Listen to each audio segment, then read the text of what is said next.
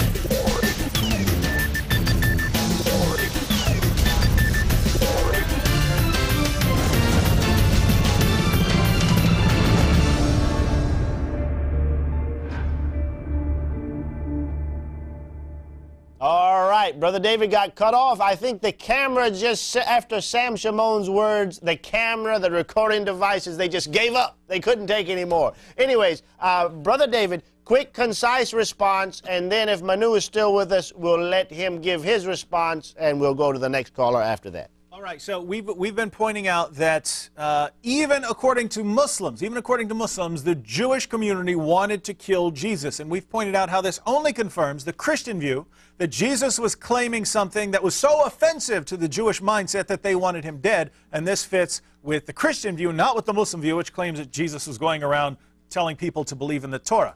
Now, Manu's final response on this issue was Jesus was offending people because he was healing on the Sabbath. And this caused them, this is what accounts for them wanting to kill Jesus. Well, there's a couple problems here. One, you act like Jewish law was totally set and anyone who had any different view or any different interpretation would simply be slaughtered. That's absolutely false. There were massive disputes about the Jewish law, even in the first century, between groups like the Shammaites and the Hillelites, who believed in the law, but they differed on many of their interpretations. Second, you even had groups like the Sadducees, who didn't believe in angels or demons or the resurrection, or they didn't believe in any of this stuff. And they were fine, and they could even have places of leadership in the Jewish community, and they rejected all kinds of things. And yet this was not so offensive that they would be slaughtered. And yet you're saying, well, Jesus was performing miracles, and therefore this was so offensive to them on the Sabbath that they would want to kill him. Well, you're on the right track, my friend Manu. But they didn't just, it wasn't just a matter of, hey, what this guy is doing is so offensive that we will ultimately kill him.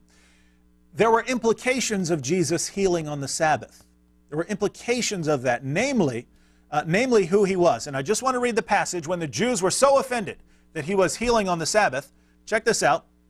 So the Jews in John chapter 5 are offended that Jesus is healing on the Sabbath. And what does it say? Jesus answered them, in verse 17, but he answered them, my Father is working until now, and I myself am working.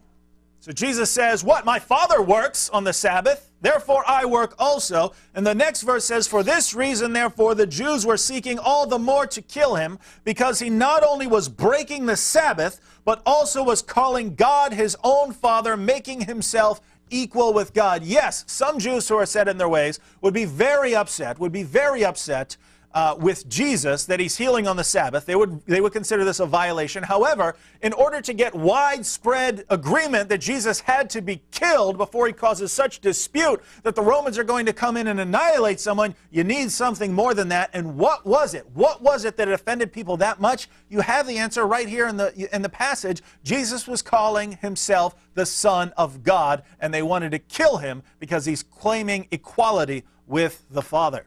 Manu, you have 2 minutes to give a response, and we will not interrupt you. Are you still with us, Manu?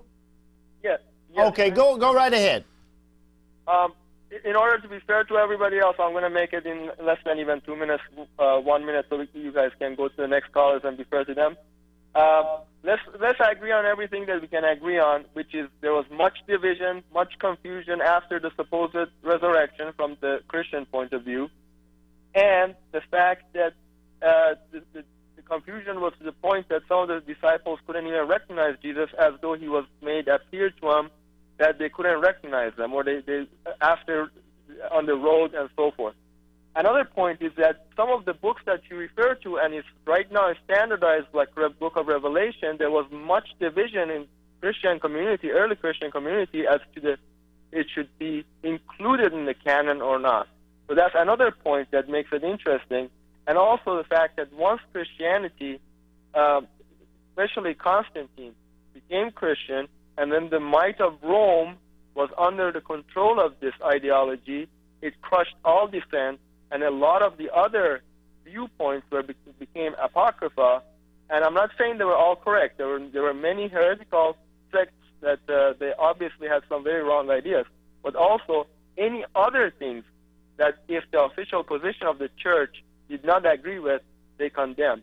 So there's no way now to go back and refute any other point or any other viewpoint of any other cult from the mainstream Christianity to say which one was really that there would have had any elements of truth in them. And thank you for giving me time. Thank you. Thank you, Manu. Before we go to the next caller, any further comments, Sam or David? Just regarding, I mean, think about what Manu said about, Constantine. After Constantine, of course, you've got 3 centuries of Christianity, of the Orthodox position to set in by the time of Constantine. You have centuries of documents and passing around documents of Christianity before Constantine. Constantine had nothing to do with the selection of the books of the New Testament. What we find is when people actually, and there was a reason for that. There was a reason that people couldn't form the canon very early on. Christians are being persecuted left and right. They couldn't get together for councils. They couldn't get together for things like that. They didn't have that ability. What happened with Constantine is now Christians are no longer being slaughtered, and they can actually get together and discuss things and say, all right, now we can get together and historically investigate